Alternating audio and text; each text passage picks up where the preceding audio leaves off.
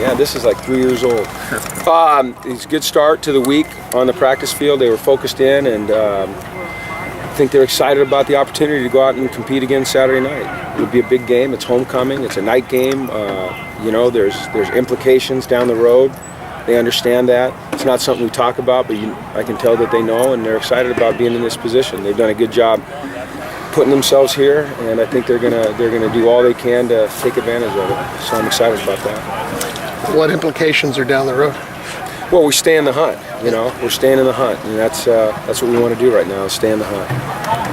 Did you notice any more pop on Kayemi's kicks and more confidence in him, I guess? No. Nothing? No, because he's been the same guy every day out here. And that's why we felt very confident on Saturday that he'd put it through. He doesn't change. He's the same guy every day. He comes out here, he works his butt off, he concentrates, he does his best, he works to get better, and that's what he's doing. Has there been anything you guys have done to, kind of keep his confidence up over the weeks? Well, I mean, he comes out here every day and he works hard. I mean, when you work hard, then you gain confidence. When your teammates support you, you gain confidence. When you come out here on the practice field and you bang kicks through in front of your teammates, you gain confidence. I've tried to put him in situations in games where we feel like he can have success, and not failures. I think it's important when you're early in your career, especially at a position like that where it just comes down to you. You can't hide that you experience some success early. So we've tried to do that with him, but we haven't sent him to the voodoo doctor to talk about confidence or anything like that. He's a confident kid.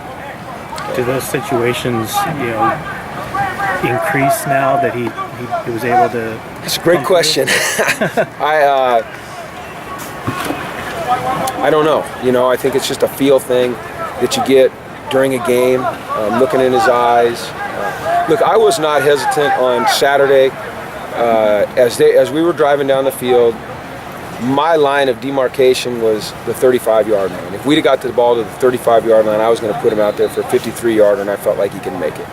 So I still feel the same way. I was glad that it was a 33-yarder, and I thought that our offense did a tremendous job of getting it down there, especially that last play. That last play was key.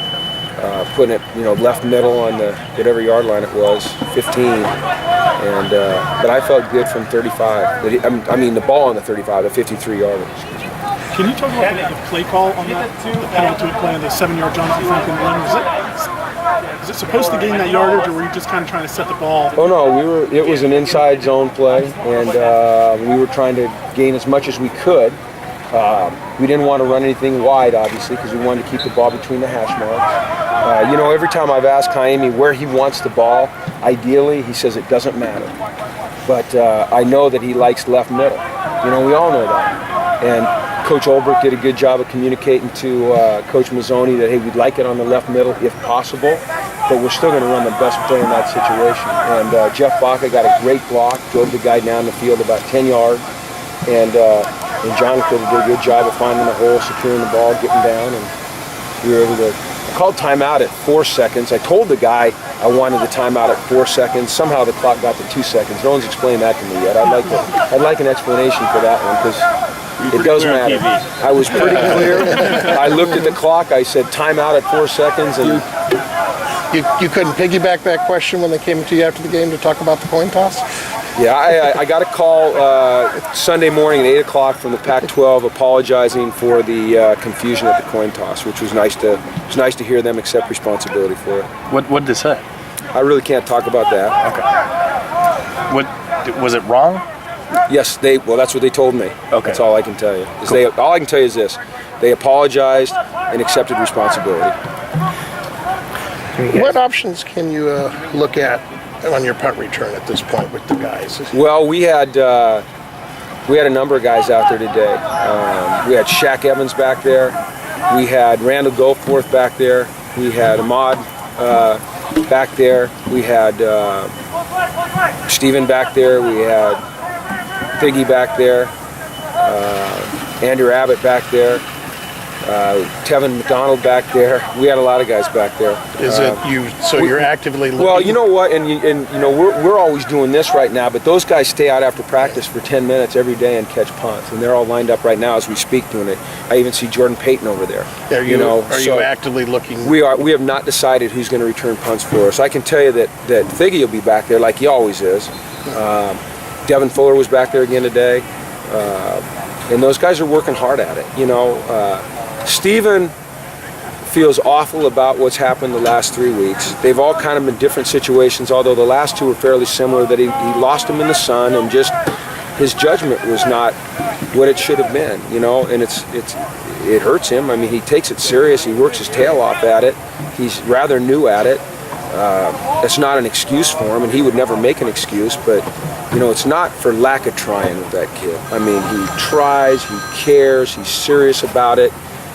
He's just had a couple of games here where it hasn't gone well, and I just feel like for his psyche and for our team, it's best to just give him a little break. You know, I have no doubt that at some point in his career he'll come back and be a great punt returner for us. Last week you talked about being able to close games when they come down to tight situations in the fourth quarter. What are you working on this week? What's going to be the key to being able to close? You never know. You know, you just never know, and that's why we practice situational football so often. You know, and you guys aren't out here on Saturdays, but on Saturdays it's a big situation day for us, and we walk through different scenarios that can come up at the end of the game, and you just never can anticipate what's going to happen in a game. And so what we try to do is be prepared for as much as we possibly can. But I think the most important thing, no matter what, is that you're mentally prepared and you put yourselves in those situations in practice so you know how to react. And so we try to do that as much as possible. You say that like we're slacking. We'd love to come out on Saturdays, Cam. No, I don't mean that you're Okay. slacking. I mean, that's Okay. kind of our day to you know, put the finishing touches on You open that things. gate, we'll be happy to come out every Well, time. you're not allowed to. Well, I can sit outside and listen. Yeah. No, that's just a day for us to really focus. I mean, we're always focused in, but it's the last time we take the field, and we really get situational on that day. It's more mental than anything. You mean Friday, right? Friday. Did I say Saturday? Yeah. I revert sometimes, don't I? I'm trying not to. I do mean Saturday. I apologize. Yeah. I apologize. It's the NFL's Sundays. Well, that's slowly seeping away from me. I guarantee you that. On Thursday nights, if there's an NFL game or an NCAA game on, it used to always be NFL, and now it's always NCAA in our house. That's the Big Bang Theory in our house. That's great. So I enjoy it. Okay. Grab your rubber. Thanks.